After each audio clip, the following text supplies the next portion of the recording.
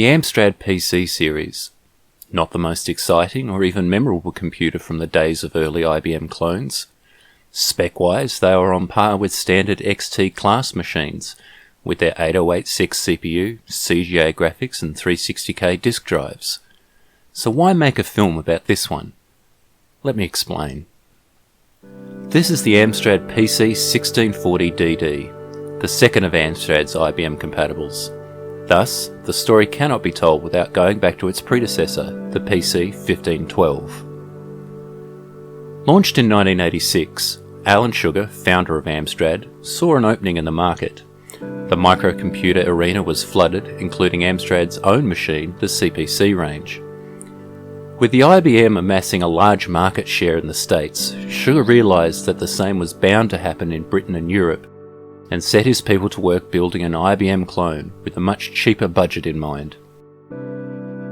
Amstrad had already made inroads into the business market with their PCW range of word processors, which already had the ability to run the popular CP/M operating system. However, Sugar saw the coming of MS-DOS as the new business standard for computers. The PC1512 launched with an 8086 processor, 512K of memory and dual 360K disk drives.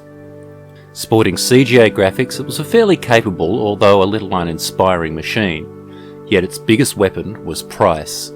Starting at £499, it was a small fraction of IBM's equivalent, and in short notice had taken 25% of the European computer market.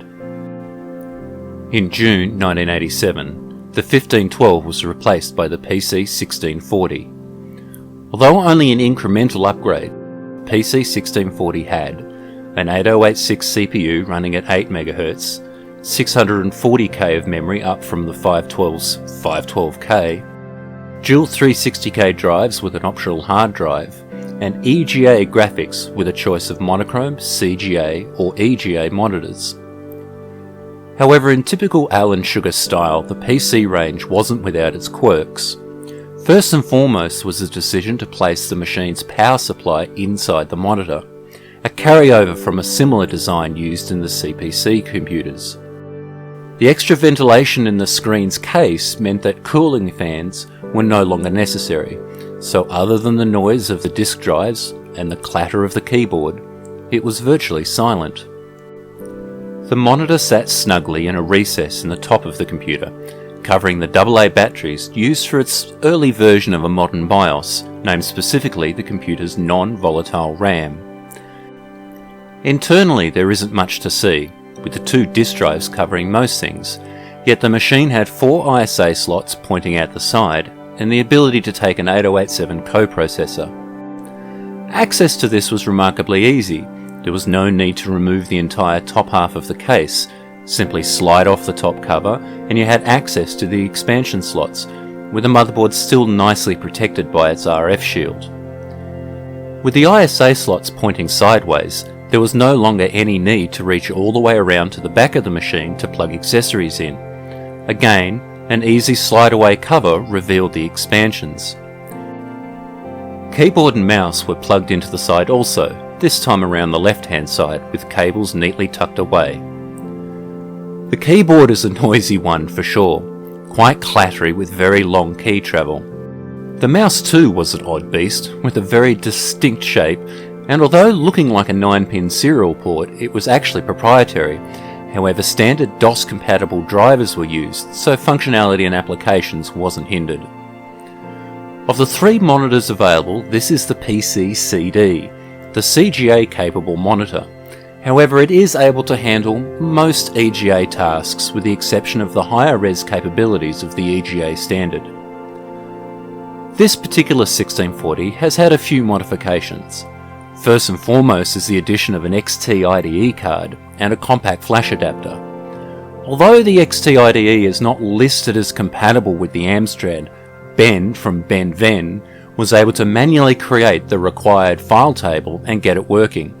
Additionally, an activity LED has been added to give it a proper feel of having a hard drive. As well as the XT IDE, a Sound Blaster 2.0 is here, Primarily for the game port, however, there are a few games around that support the Sound Blaster and will still run on the Amstrad's 8MHz processor. Speaking of game ports, the keyboard also features a 9-pin joystick port. Although compatible with the usual Atari and Commodore joysticks, it took its commands by unused keyboard scan codes. Unfortunately, this meant that most games couldn't decipher the codes if setting up as a keyboard, or if setting up as a joystick, they went looking for a normal game port. So as much as it was a nifty idea, compatibility issues left it pretty unusable. Amstrad shipped its PCs with a choice of either MS-DOS or DR-DOS from Digital Research. Also included were DR's GEM Desktop, as made popular on the Atari ST line of computers. The GEM Desktop was a pretty impressive graphical interface for its time, and even today its built-in paint application is pretty recognisable. Also included was a Visual Basic editor, which gave the machine a great way of banging out some basic code and testing it. The Amstrad PC series of computers achieved what it set out to do. It brought to market an affordable entry point to the world of MS-DOS and IBM-compatible machines. For many, many people in the mid to late 80s, the Amstrad was their first PC, having come from the previous generation of microcomputers. It was capable of mundane business tasks that IBM had originally launched their machine for, but also ushered in some of the earliest days of PC gaming. The 1640, with its extra memory and EGA graphics, although not in the same league as Commodore's Amiga machines, was enough to entertain. These days, the Amstrad tends to fly under the radar in the shadow of its more popular contemporaries, such as the Tandy 1000. Yet, for an entire generation of computer users outside of the States, the Amstrad was the IBM compatible.